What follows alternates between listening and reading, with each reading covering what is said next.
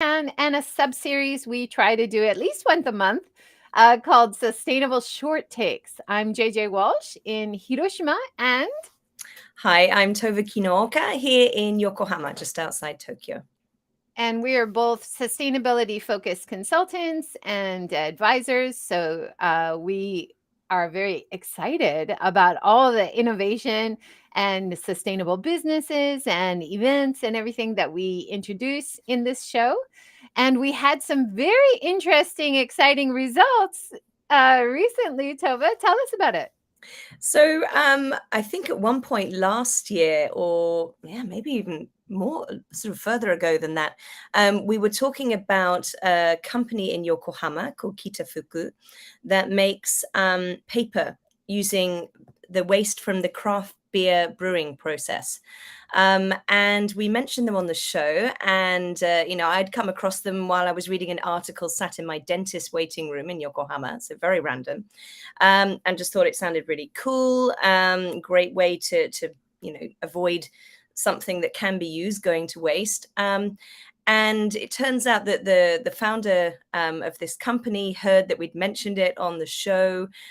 He then realized he was connected to somebody that I know, and reached out and asked to meet up. So I met him actually earlier this week. And it was really great to just hear more about his company and the plans and where this came from. Matsuzaka-san, who runs it, he showed us some samples of the paper itself as well. We've got coasters and things here made from the paper, flyers, and it's really nice quality paper as well. So it can be used for multiple different things. But he's also now looking at how he can expand this business and take this great concept outside Japan as well. And it was interesting to learn from him that we asked, like, do you work with the big brewers like Asahi and Kirin and all these ones where they must surely have a large volume of this waste?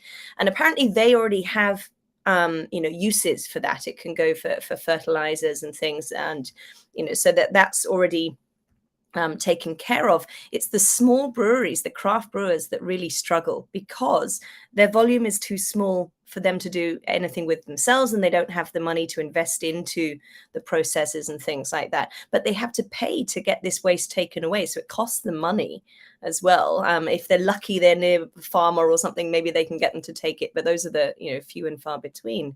So it was really nice to hear that the service they're providing of collecting this waste from the small breweries and then using it in a new product is also really helping those small companies as well to solve a problem that they had.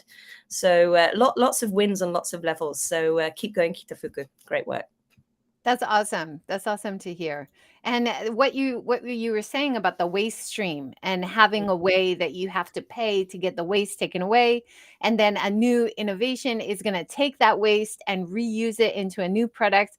That's so many wins on so many levels. Exactly. Also reminds me of the SAF topic, sustainable aviation fuel, Yes. which I talked to a guy last month who was an advisor for one of the Japan-based companies that is taking used cooking oil and repurposing it not only for biodiesel in trucks, which apparently all of Kyoto's garbage trucks are running on biofuel from used oil. That's Wonderful. awesome. Yeah. There's also a lot of farmers who are taking the used oil and feeding it to chickens on their farm. But what they're doing, a few of the companies and GALA and A&E have targets to use this biofuel, 10% of all their air fuel by 2030. So this is creating a lot of demand for used cooking oil. Yeah. And one of the hurdles now is that there's too much demand. So isn't this a great way for businesses, small businesses like eateries and restaurants, which have this waste, now is becoming something they can get a little bit of extra income from? Yeah. And it's not only the eateries. Now we're starting to see certain areas of Tokyo, for example, the neighborhoods can get a bit of money if everybody in the neighborhood puts out their used cooking oil. So it's really changing the whole infrastructure of how we think about waste. Very Yes. exciting.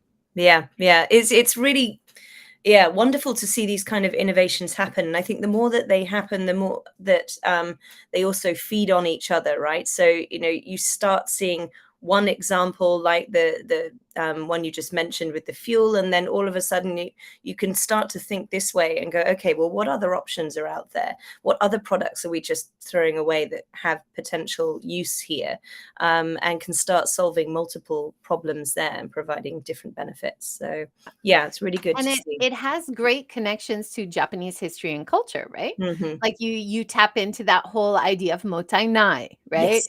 As B. Brown wrote that great book about the Edo Jidai, how everything was reused. There was no waste in the Edo Hmm. era. So bringing back these principles, which are so relevant Yeah. now, not only for environmental sustainability, but for supporting the economics of it. Yeah. Your waste can be reused. You get a little bit of extra money that helps Hmm. support you as well, right? Exactly. So it's hitting all of the points, right? The social, environmental, and the economic benefits there. Yeah, absolutely. Mm. A little bit of a switch here, but I wanted to give a shout out to the good people at EKOLOKAL who are starting a new organic online delivery service. So I'll share the newsletter link below if you sign up. They're going to launch it on the 28th of this month in the Tokyo area. So you can get home delivery of organic and vegan groceries that you can get delivered to your door. So it's a great new service, and we want to support these amazing sustainability focused entrepreneurs. Very much so. Very much so. Yeah. Now, Tova, we've got so many topics. Do you want to give us a little update on the REI Gala? Yes, so REI is Refugee Empowerment International, for those of you who don't know it. And next month, we've got the gala on the 10th of March. So for several years, due to COVID, we weren't able to hold this, which left a big hole in the fundraising for REI for the project. So it's really great that last year we were able to do it. This year, it's going to be even bigger and better. It's at the Conrad Hotel in Tokyo, which is another topic I'll talk about in a moment as well. But the gala itself will be an amazing evening. We've got live music, incredible prizes. There's going to be an auction and raffle. There's art for sale. There's going to be wonderful food and things. Also, wonderful networking opportunity. I think, people have been missing that the last few years. So it's a great opportunity if you think I want to go with a bunch of my colleagues or bring my clients if I want to impress them. Go and have a look at the links there. Go and see that and come and join us because it's going to be an amazing evening. And you'll be Awesome. supporting REI's projects, which help refugees rebuild their future and make themselves sustainable so they're not having to rely on handouts anymore. So important. Do Mm. you want to talk about travel with purpose? Right. So speaking of the Conrad Hotel, we were very fortunate to be asked to design and facilitate their 2023 strategy kickoff last month.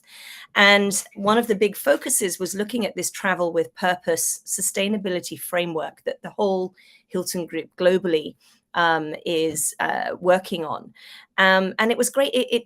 It covers so many different elements. So if you go and have a look at the link there, or look at Hilton website sustainability, you'll see it there. So it's got a lot of information on the environmental measures that they're taking, looking at how, as a hotel, they can reduce their water usage, they can reduce their energy waste, food waste, and things like that is a massive one, obviously, for hotels. So they're looking at what they're doing there, and they've got some really innovative systems, like an AI system that they've installed in some of their hotels, where they're able to really accurately measure their waste and incentivize the staff, the chefs to really think about how they can reduce that.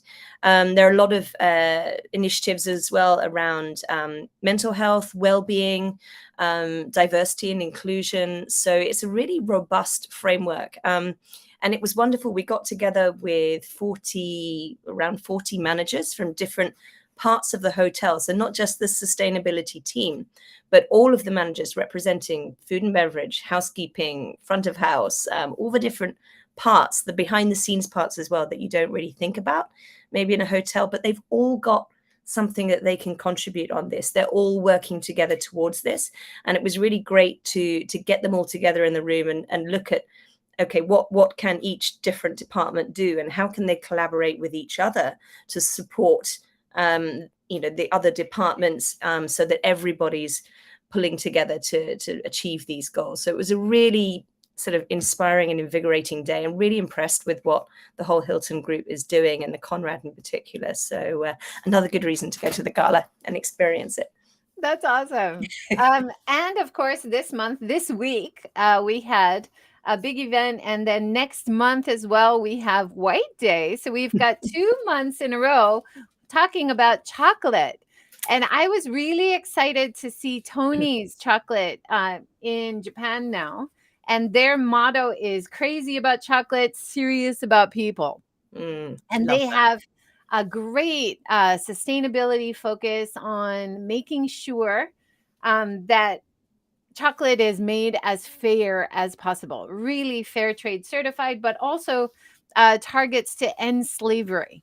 And if you go to their website, you can see a video narrated by amazing actors in the UK as well. They've got a great fan following, very clear about how they want to end slavery, what they're doing to make that happen. And just as well, we're far away from the time when plantations, that's unfair. Kids compromise on taste, right? Yes. Absolutely. That you have this amazing product, this fantastic chocolate, but they're also very sustainability focused. And I think back when fair trade started, it had kind of a negative image. You had to compromise on taste or flavor, but that is certainly not the case for the fair trade that you can get now. Another great example is People Tree. Yes, which is very easy to get in Japan. The Tony's I found at the Aeon Mall, and I was very excited to see it there. It's an import, but People Tree is a Tokyo-based company, I believe, Tokyo and London. So it's a bit easier to find in Japan, and also very connected to the growers of the cocoa, but also all the different ingredients in chocolate. You had another example?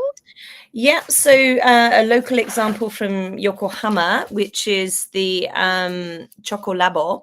And so I've got some of their chocolate here, a single origin one. You can see it's bean to bar as well. So they're really careful about where their chocolate is sourced from, where the raw ingredients come from.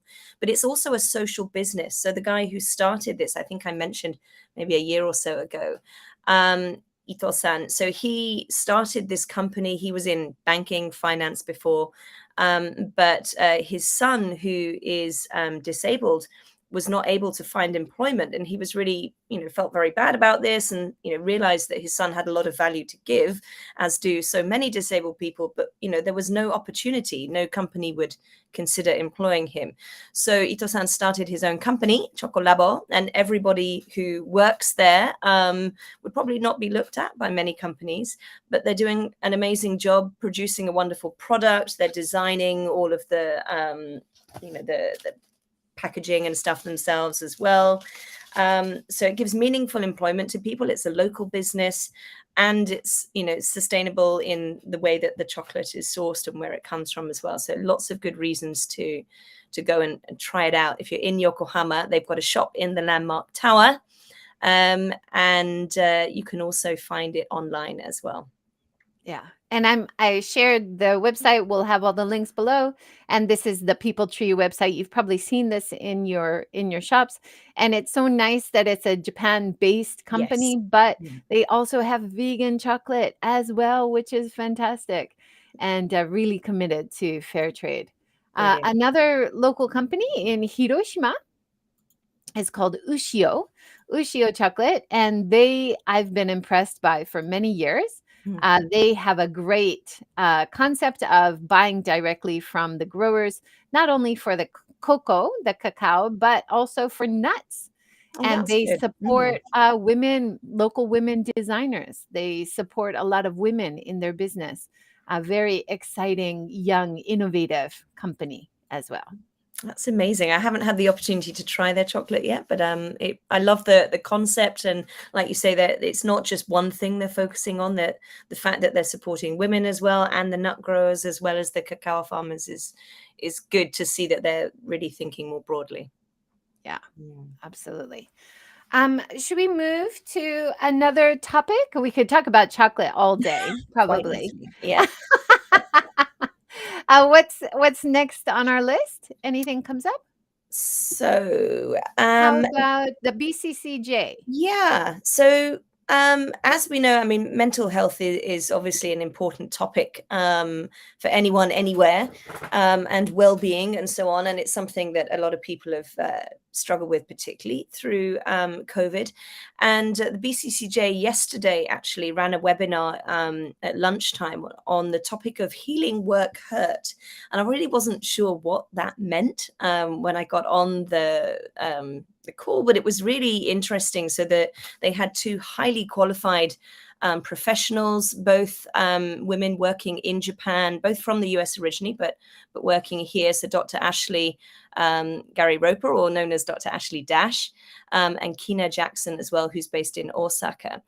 And they were talking about sort of different situations that can cause emotional trauma at work, and stress, and how that sort of stress over time can manifest also in physical challenges. And they had a lot of great examples of how to deal with these kind of things as well. It was very practical.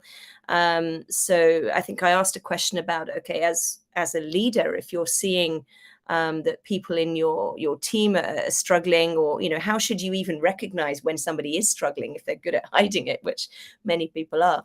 And so things like watching out for trigger events, like if somebody's not got the promotion they were wanting, or didn't get a project, or there's been something happening in the media, some big event that might not be directly related but might cause people anxiety or stress. So just checking in with people after events like that on actually how you're doing.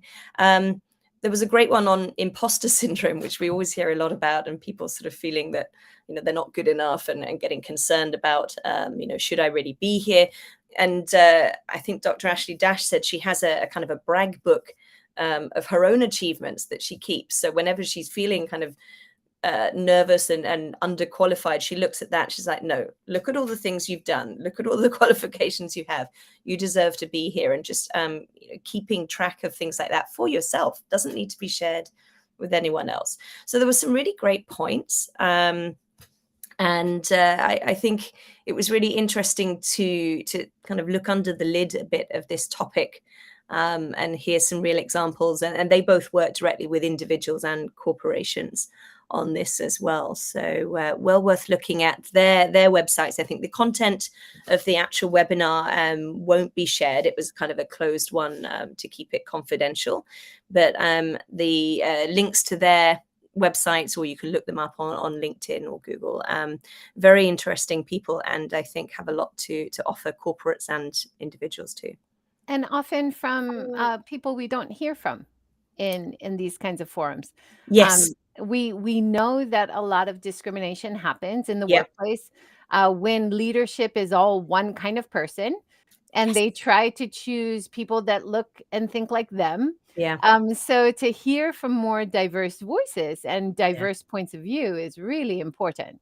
And sounds like they've got some great strategies for how to deal with it for anyone who's feeling that kind of stress, or feeling that they're not seen for who they are. Right? Exactly. So I think, they both bring so many aspects of diversity, like the racial diversity, the fact, the gender, the fact that they're non-Japanese working here. There were so many, really tangible, real examples that they could talk about. And it was helpful, I think, for whether you're sort of identify with one of those aspects yourself, or whether you're perhaps an employer or a team leader, and you have diverse people in your group, to understand, what those experiences are like for them, and to think about, maybe the well-intentioned actions or comments that, you're taking, and how those might be impacting others. So really helpful to hear their perspectives. Fantastic. Yeah, I want to hear more about that. Maybe follow their website Yes. and Good further idea. links, maybe Mhm. podcasts or other talks. We'll Good try to idea. share links below. Yeah. Yeah. Yeah. Um, Switching gears a little bit. So this is the second year that I've been part of the Japan Travel Awards. Mm. And they're just coming up for the announcement on the 21st to next Tuesday of this year, which would be the 2022 entries for who's going to win for the awards in terms of diversity, inclusion, sustainability, and great appeal for Mhm. destinations, for businesses, in terms of who can appeal to the inbound market. And Mm. this year is it's nice because we feel like tourism is coming back. Yes, Like finally. we can actually see the borders are open, people are coming Yeah. back. And I've been interviewed a couple times in the last few months, and one of the things that I keep saying is, man, we're starting to see positive change for Mm. sustainability because the inbound market is asking for it. And Yes. Yeah. one of the most powerful things you can do if you want to travel more sustainably is ask for things. If Mhm. Is it possible to have this without plastic? Is it possible to book my room but not have any plastic amenities in it when you're doing the booking? Mhm. Is this thing at the restaurant? Do you have vegan, vegetarian options? Like even if you eat meat Yeah. or fish, just asking these Yeah. things can have a lot of power. Mhm. And this year, as a judge, seeing all the entries and all the different kinds of products and services available, it's Mhm. really encouraging, but there's still a long way for Japan to go Right. Have in you seen terms of. much of a change over the time that you've been doing this? No, I mean, it's only in its second year, so we do Right. have some Okay. great examples. Mm. But I really hope next year when we're doing Japan Travel Awards, we're starting to Mhm. see that the most basic, the most fundamental concepts are understood and embraced Right. as a Mhm. way to elevate your brand. Whereas Mhm. at the moment, I do a lot of sustainable travel consulting, inbound travel consulting. Mhm. I'm often refused jobs because I'm vegan vegetarian. Hmm. So they're not even willing to try it Yeah. for the model tour. So if they're not Mhm. even preparing for that level, how are Yeah. they going to appeal to the sustainable tourist Yeah. who is very likely to ask for vegan Mhm. vegetarian at a really basic level, right? Yeah. Mhm. So there's a lot of room to improve, but now that borders are open, I think we're seeing more momentum, Good. Yeah. faster changes. So Mm. it is encouraging, and there are some great people who are going to win awards this year, and Brilliant. that Mhm. spurs on further development and further Yeah. motivation as well. Exactly. So I wonder if a lot of it, I mean, demand is a big part of it, as it is with any sort of service or product, right?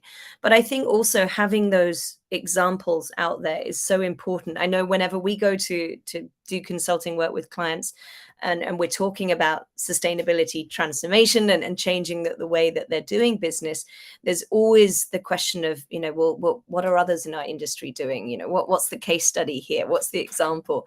Always want to see that. So I think there are so many unknowns, and in a way this is there are a lot of new things that people don't yet understand well, and so having those examples is so important. And I think the more that those are highlighted and shared as broadly as possible, the more momentum we'll see building up behind this.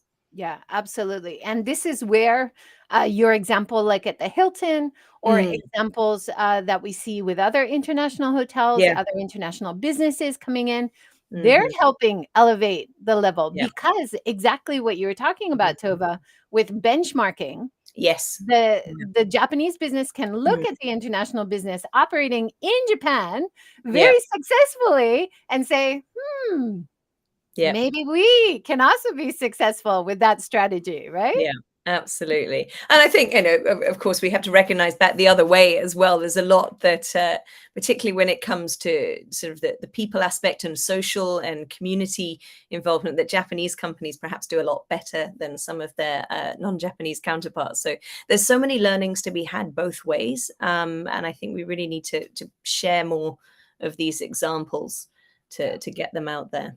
Absolutely. One of my most popular short videos recently, I was staying at a Japanese onsen hotel, and I was pointing out all the ways that they were really showing how they were more sustainable, how they're reducing waste. The reusable robes for the room that you wear around the hotel, for example.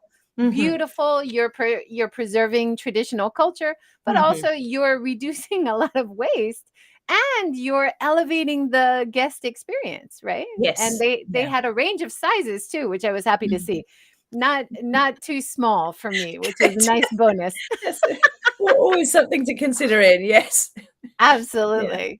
Should we talk about books? You had an interesting book to introduce. Yep. So the book I wanted to mention today was this one, Not Invented Here, which is something I picked up when I was traveling in the winter. And I'd heard about it and thought, kind of curious about this, because cross-industry innovation is something that doesn't happen very naturally, I don't think. Industries tend to sort of stay quite focused on their own area. But so many interesting examples in the book of how looking at what one industry is doing, whether that's, manufacturing industry so maybe it's in making machinery for factories or something like this, and looking at how they're looking at process efficiencies, and then thinking, okay, well, we're a completely different kind of business, but how can we learn from the mindset that that's behind this, that's driving this, and apply that thinking into our own products or services that we're working on to do much better. So some of them relate to sustainability, some are more about the product or the service itself, but it was just a really interesting read, and I've been kind of dipping in and out of it, and I think it's something that will bring in that kind of thinking a lot into our clients. We have done some events. I think that the one we did last May, actually, where we got people from many different organizations together for that Women to Inspire Sustainable Japan Day, where we were getting so many different perspectives on sustainability issues, was really, really enlightening for a lot of people who just sort of stay in their own bubble. It was like, oh my gosh, that's a challenge for you guys. That's interesting. And here's what we're doing with that. And then looking at how those learnings can be transferred. So an interesting read, I think, and a great concept to dig into. That's fantastic and so important. Yeah. That's really behind why I wanted to continue Seek Sustainable Japan talk show, because I talk to so many diverse people from all different fields of work, all different passions, from artists to educators to researchers to activists. And we have so much to learn from each other, right? Yeah. Absolutely. Yeah, awesome. My book is a little bit of a different theme. I am still in the mode where I'm cold. I'm seeking out comfort food, and I am such a big fan of Gaz Oakley. He is a UK-based vegan chef, and he is so fun to watch. You've probably seen him on YouTube, on social media, and he now has his own cookbook, Plant-Based Kitchen, Plants Only Kitchen. And this is my birthday gift to myself. I'm a spring birthday girl. And, so you have a few recipes that you always make that you like. It's your staple. Yeah. But it's nice to have a bunch of different varieties of foods which are vegan, which are plant-based, but they're so satisfying and they're so tasty as well. I think and especially coming from a young, innovative chef, it's so nice. Yeah, to have that sounds good. I'll have to look out for that. Yeah. So we're almost at 30 minutes. Is there anything else that you wanted to mention before we sign off? I guess just looking ahead to next month will be International Women's Day. So it'd be great to sort of dig into that topic. And there's lots going on. So if you haven't already got anything on for the 8th of March or that week, do a quick Google search, because there are definitely events happening. I know the BCCJ is doing stuff. I'm sure other networks will, maybe organizations can get involved. If your company's not doing anything, think about what you could do to raise awareness and support women in the workplace. And don't forget to pick up chocolate for the women in your life. Yes, absolutely. This is a wonderful second Valentine's Day in Japanese culture. That's true. We have White Day, and it doesn't have to be white chocolate, but any kind of chocolate is always welcome by the women in your life. Oh, definitely. Yep. Or buy it for yourself. You know, you that's what I do. Yeah. Keep up waiting. So that's our 30 minutes. Thanks, everyone, for joining. Thank you again so much, Tove. So many great insights. And we'll try to do it again next month. Brilliant. Nice talking to you. All right. Take care, everyone. Have a great day.